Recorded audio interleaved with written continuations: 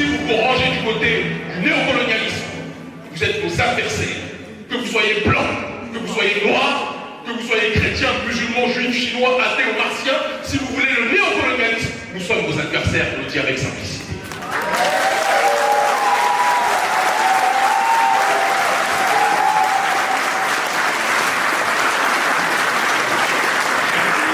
Notre combat n'est pas contre le prolétariat français qui a été traité, on l'a vu lors de la période des Gilets jaunes, comme des nègres par le gouvernement néolibéral de Macron.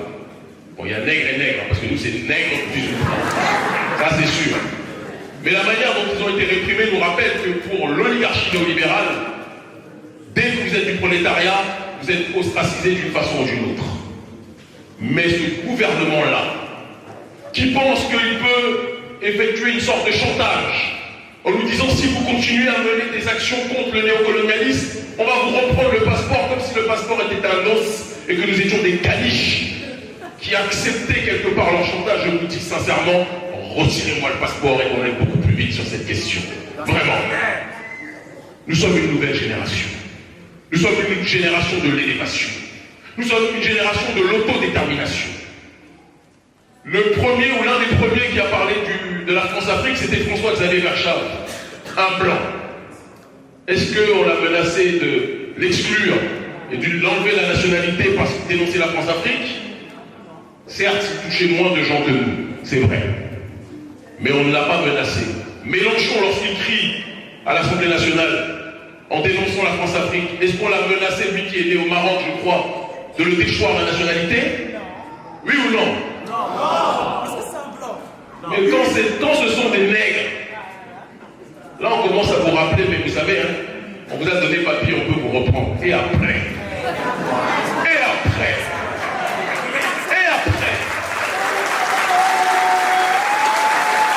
Quels sont les intérêts du gouvernement? Dire que nous dénonçons les bases militaires françaises installées sur le continent africain, c'est nuire aux intérêts français.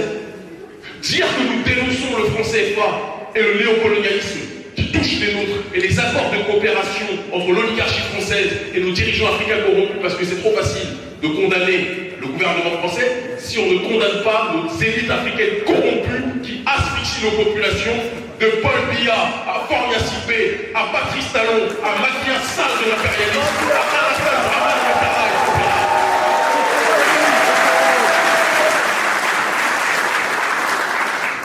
Le gouvernement français fait croire qu'il n'a pas d'intérêt économique sur le continent africain, mais quand on lui dit de partir, il commence à gonfler les muscles.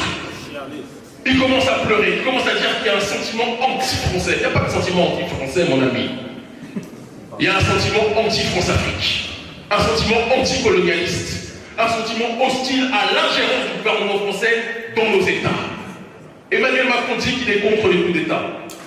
Quand Alassane Ouattara fait un coup d'État constitutionnel, Macron l'a validé, oui ou non? Oui.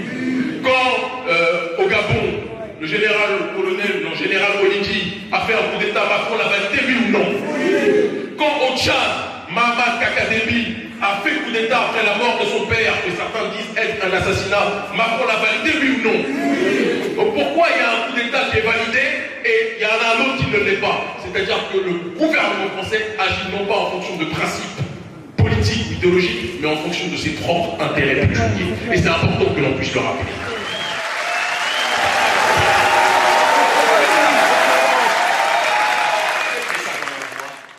Je veux que chacun d'entre vous y réfléchisse ici.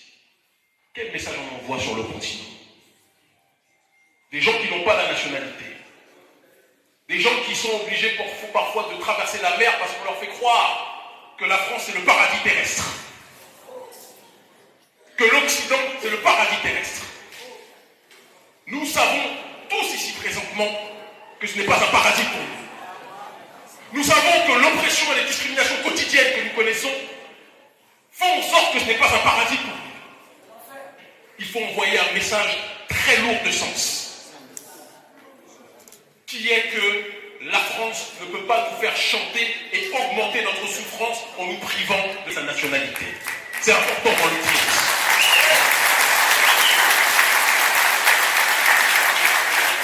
Non, nous ne sommes pas des Français comme les autres. Nous n'avons jamais été traités comme des Français comme les autres ici.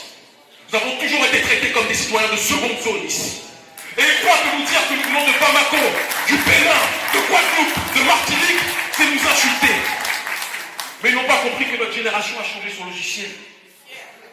Et que là où vous pensiez nous insulter, en réalité vous nous élevez. Je suis très fier des pays noirs. Je suis très fier d'être béninois. Je suis très fier d'être un Africain. Je suis très fier d'être un homme noir. Vous ne pouvez pas me punir en me disant que vous me privez de nationalité. Votre chantage ne peut pas marcher avec moi. Ça, c'est le passeport.